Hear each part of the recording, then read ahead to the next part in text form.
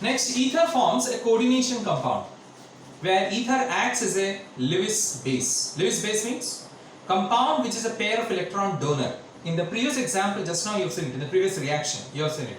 That oxygen is donating a pair of electrons to a particular compound which is having deficiency, which requires electrons. So here I will give you an example. Like C2H5O C2H5 plus BF3. Now you know BF3, BCl3, AlCl3, it acts as a what? Lewis acid. It is a Lewis acid. It is having deficiency of electrons. So you can say how that it is deficiency. Now let us come back to the basics. Boron is having how many electrons in the outermost shell? 3. It combines with 3 fluorine atoms. That means it gets 3 electrons from 3 fluorine. Total how many electron boron is having now in the outermost shell? 6. 3 of its own and 3 it gets from 3 fluorine. How many it is? 6. How many it should have a given compound? How many it should have in the outermost shell? Either duplet or octet. Is it having octet? No, that's it. So hence it is having deficiency of electrons. It is having 6 electrons in the outermost shell, due to which it acts as a Lewis acid. Got it now? So for that particular purpose, what will happen? Here, see, C2H5O C2H5, it will donate a pair of electron to BF3 and it will form a coordination compound. This is known as a coordination compound. You will be studying now. I will be teaching you a chapter that is coordination chemistry. At that time you will be studying in details. That's it. Next, you know that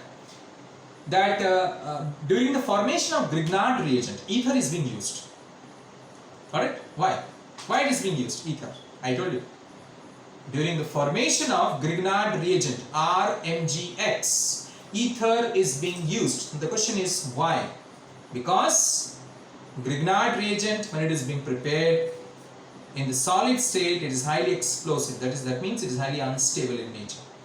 In presence of the ether, that is inert solvent, alright, Grignard reagent gets stabilized. Again I say, Grignard reagent when it is being prepared in the solid state, it is highly unstable, highly explosive in nature. Definitely, the one which is unstable, it is explosive. That is the meaning, isn't it?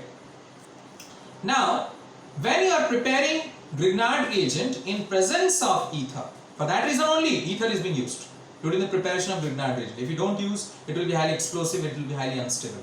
Grignard reagent, that is Rx plus Mg will give you RMGX, it will be highly unstable. Hence, ether is being used. What is the function of ether there? It acts as stabilizing agent. It stabilizes Grignard reagent. It stabilizes Grignard reagent. How? See here. So, what I am doing is here, I am taking 2 molecules of ether, C2H5O C2H5 plus RMGX. This is your Grignard reagent. Now, see what is going to happen. What is the product? C2H5O C2H5. Alright, here below I will write it down, another one, C2H5O C2H5.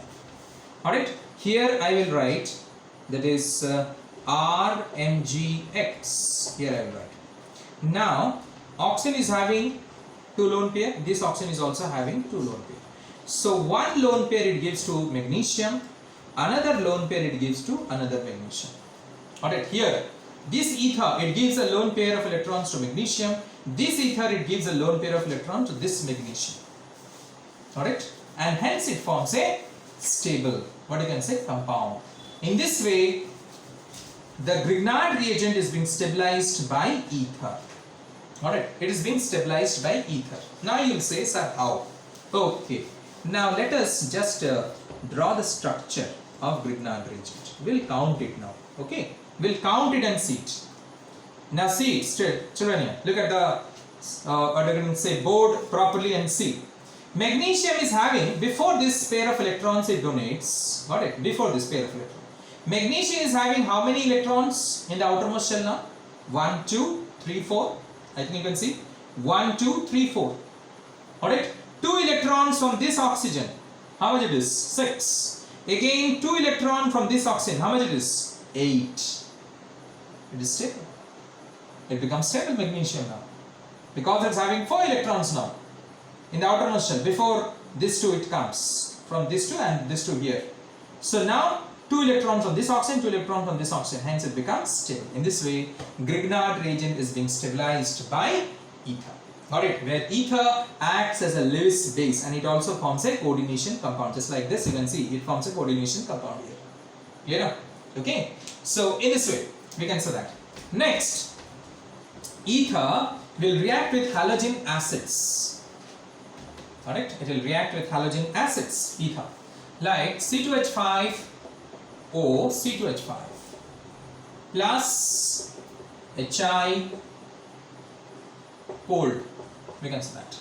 In the cold state. What is going to form? It is going to form nothing but C2H5, see C2H5, O, C2H5. So C2H5O, it is H. Got it? Another one, what it remains? C2H5I. That's it. C2H5I, you get it. Finished. Now, you can ask me, sir, suppose you are having an unsymmetrical ether, CCH3, O, C2H5 plus Hi, same thing, cold. What is going to happen? What is going to happen? Here in this case, which alkyl group is going to go with the halogens and which one will form alcohol? Always remember, in case of unsymmetrical ether, that is the carbon, the alkyl group having the least number of carbon atom will always go with the halogen atom. The alkyl group having the least number of carbon atom will always go with the halogen atom. Why? Because halogen atom is smaller in size. Alkyl group is smaller in size. The bond length will be smaller. If the bond length is small, the bond will be more stable in nature for that particular reason. So hence CH3I plus C2H5OH. I hope you got it. Now, if I take here, that is hot. What's going to happen? Clear?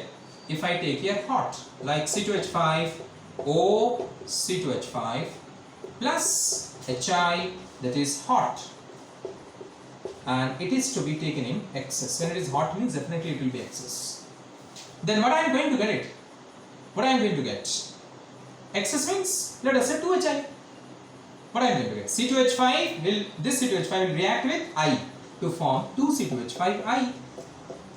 Plus, what I am going to get? Here 2 hydrogen, here oxygen. What is that? Water. That's it. Suppose here it is CH3. Same thing. CH3I plus CH5OH. You are going to get it. Same thing. So in this way, with hot or with excess, we are getting this particular one. Clear? Now, next, after that, here it is C2H5O, C2H5. If it reacts with dilute H2SO4, okay, under pressure. Now children, what is dilute H2SO4? What is dilute H2SO4? It is nothing but HOH, water, where we are adding a little bit of acid. Isn't it? Dilute H2SO4 means what? We are taking water and some dilute H2SO4, some H2SO4 is added to it. It becomes dilute H2SO4. So basically dilute H2SO4 means what? It is water only. So hence what I am going to get it? Nothing but 2 molecules of C2H5OH. Because dilute H2SO4 means what I am going to write it here. Think of, I am writing here water, HOH. Dilute H2SO4 means HOH. That's it, I said it. So hence C2H5OH plus C2H5OH. Got it now? In this way. So with dilute H2SO4 you get it. Now the question comes, if I take conc H2SO4, concentrated H2SO4, if I take it, what is going to happen? H2SO4 conc, concentrate. What is going to happen? In this case, you are going to get C2H5O, conc H2SO4 means you can write it as HHSO4. You can write it as HHSO4. Where you know that due to the presence of oxygen, OC2H5 is negative, so hence this will be positive. And here H will be positive and HSO4 minus is negative. Alright, OC2H5 is negative, this C2C2H5 is positive. Here H is positive and HSO4 is negative. Now tell me what is going to happen? Definitely C2H5O minus will go with H to form C2H5OH. And this C2H5 will react with HSO4 minus, because this is positive, this is negative, always positive, negative, will form C2H5HSO4, ethyl hydrogen sulfate. Clear? Listen carefully. If I take here excess of conc H2SO4, excess, then I am going to get only ethyl hydrogen sulfate, 2 molecules. 2 molecules of C2H5HSO4, I am going to get it. If I take here excess of comp H2SO4, excess means 2 molecules of comp H2SO4, in that case I am going to get it 2 molecules of C2H5HSO4. Ethyl hydrogen sulfate, 2 molecules I am going to get it. Clear now? So, this reaction we got it. Next one we will move to, I hope you are following this. But in all the cases you can see some conditions is there. In all the cases.